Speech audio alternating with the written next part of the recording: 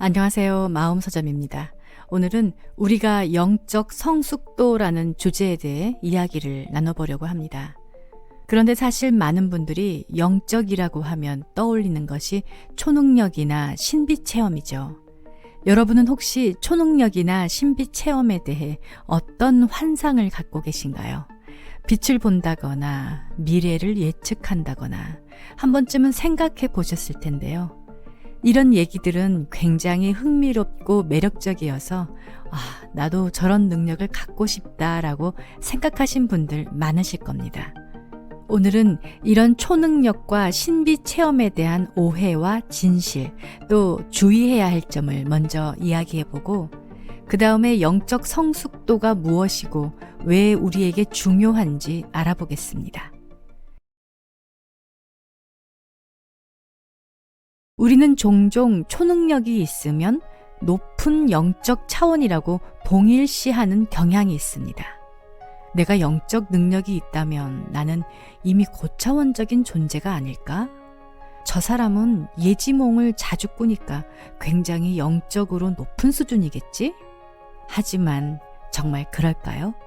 실제로 차원 상승과 가장 밀접하게 연결된 요소는 놀랍게도 영적 성숙도입니다. 초능력이나 신비 체험은 특별하고 흥미롭지만 그것이 곧 영적 성숙의 지표가 되지는 않는다는 거죠. 유튜브나 인터넷을 보다가 초능력으로 질병을 고쳤다는 기적 같은 영상을 보면 나도 저런 능력이 생기면 어떨까라는 호기심과 동경이 생길 수 있습니다.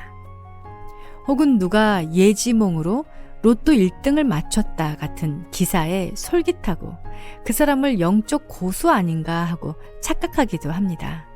하지만 이런 신비 체험이 단순한 영적 현상의 한 단면인지 아니면 정말 깊은 깨달음이 동반된 것인지는 전혀 별개의 문제입니다. 저도 어린 시절에 예지몽을 꾸고 눈을 감으면 빛을 보고 무아체험이나 홀로그램 체험 등 신기한 체험을 했지만 정작 제 감정 문제나 대인관계 어려움은 해결되지 않았습니다. 결국 영적으로 성숙해지려면 무의식 정화와 같은 다른 작업이 필요했습니다. 말하자면 타고난 운동선수처럼 그냥 타고난 능력일 수 있습니다. 타고난 음악적 재능이나 운동 재능과 같은 영적 재능인 거죠. 어린아이가 영적 능력이 뛰어나서 미래를 잘 맞춘다고 해서 영적으로 차원이 높다고 할 수 있을까요? 그리고 이런 부분은 훈련을 통해서도 가능하니까요. 3차크라를 집중적으로 훈련해서 영안이 열렸다거나 또 채널링을 하면서 고차원으로 진입할 수 있는 능력이 일시적으로 있는 거지 그것은 그 사람의 영적 성숙도와는 별개라고 봅니다. 이렇게 초능력과 영적 성숙도를 동일시했을 때는 큰 위험성도 있습니다. 정말 우리가 주의를 해야 하는데요. 나는 치유 능력이 있어 그러면서 거액의 돈을 요구한다거나 강한 지배를 하려고 하는 사람에게 속을 수 있습니다. 초능력을 가진 사람은 진짜 영적 리더다라고 착각하면 스스로 큰 피해를 입을 수 있죠. 지금도 교주들이 좀 있죠. 그 교주들에게 속는 사람들의 대부분은 아마 교주가 스스로 말하는 어떤 신비한 능력에 대해서 교주의 영적 차원이 높다고 오해하고 있을 가능성이 큽니다. 또 하나 초능력과 영적 성숙도를 동일시할 때의 본질적인 위험성은 바로 나의 성장에 대한 부분입니다. 신비 체험에만 집착하다 보면 내면의 분노, 슬픔, 결핍 같은 진짜 치유가 필요한 부분을 놓치게 됩니다.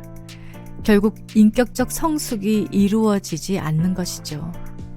자아 확대로 인한 오만함이 생겨서 나는 특별하다라는 생각이 지나치면 타인을 무시하거나 오만과 우월감에 빠져서 오히려 영적 퇴보가 일어나기도 합니다. 이런 신비 체험에만 과도하게 매달릴 때 정작 내면을 성장시키고 삶을 더 평화롭게 만드는 영적 성숙의 핵심을 놓칠 수 있다는 것입니다. 그렇다면 우리는 어떻게 이런 오해를 피하고 영적 성숙과 초능력을 구분해서 바라볼 수 있을까요? 누군가 나는 특별한 능력을 가졌어 라고 할 때, 또는 내가 보기에 그 사람이 뭔가 영적으로 특별하게 보여서 마음이 끌릴 때, 그 사람의 태도를 유심히 보세요. 구체적으로 무엇을 보면 좋을지 간단히 정리를 한번 해볼까요? 대화의 태도, 즉 주변의 가족이나 친구, 동료를 어떻게 대하는지, 또 과도한 돈이나 맹목적 복종을 요구하지는 않는지, 상대방을 존중하며 진심으로 돕는 모습인지. 이렇게 영적 성숙은 나와 타인의 분리가 사라지고 통합되어서 하나로 연결감을 느끼는 것이 특징입니다. 영적으로 성숙한 사람이 다른 사람을 모욕하고 깎아내릴 수 있을까요? 맹목적인 복종을 강요하고 착취한다거나 나만 믿으면 된다 식의 절대적 권위를 주장하는 것이라면 우리의 경계가 필요합니다. 누군가 빛을 보는 능력이 있다고 하더라도 회사에서 부하 직원을 괴롭히고 가족에게 폭언을 일삼는다면 과연 그 사람을 영적으로 성숙한 존재라고 할 수 있을까요? 반면에 어떤 사람은 특별한 신비 체험이 없어도 주변 사람들에게 늘 친절하고 갈등 상황에서 공감과 이해로 문제를 풀어나간다면 이 사람의 경우 타인들이 저 사람은 정말 마음이 깊고 성숙하다라고 자연스럽게 신뢰하고 좋아하게 되지요. 영적 체험 자체를 배척할 필요는 없지만 그것만을 전부라고 보지도 않아야 합니다. 달리 말하면 내가 신비 체험이 없다고 해서 영적 차원이 낮다고 오해하면 안 되겠죠. 신비 체험을 통해 영적 세계의 존재를 느꼈다면 그 체험을 일상의 사랑과 배려로 연결해보는 연습이 필요합니다.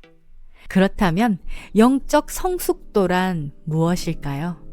초능력이나 신비 체험이 있다고 해서 영적 성숙도가 자동으로 높아지는 것은 아닙니다. 오히려 내 안의 감정을 다루는 법, 타인에 대한 배려와 사랑, 자신이 가진 본질적 가치를 깨닫고 실천하는 능력이 영적 성숙도의 핵심이라고 할 수 있습니다. 결국 영적 성숙도는 일상의 태도를 통해 더 확실하게 드러납니다. 영적 성숙도란 결국 감정의 조절, 타인에 대한 배려, 자신에 대한 이해가 일상에서 어떻게 구현되는지를 보여주는 지표입니다. 따라서 우리는 신비 체험을 무조건 배척할 필요는 없지만 그것에만 매달리지 않고 더 큰 사랑과 배려, 내면의 평화를 실천하는 방향으로 나아가는 것이 중요합니다. 결국 초능력은 있을 수도 있고 없을 수도 있지만 우리의 삶을 정말 바꾸는 힘은 매일매일의 태도에서 비롯된다는 점 꼭 기억해 주세요. 여러분은 오늘의 이야기를 듣고 어떤 생각이 드시나요? 댓글로 남겨주시면 저도 같이 이야기를 나눠보겠습니다. 오늘도 함께 해주셔서 감사합니다.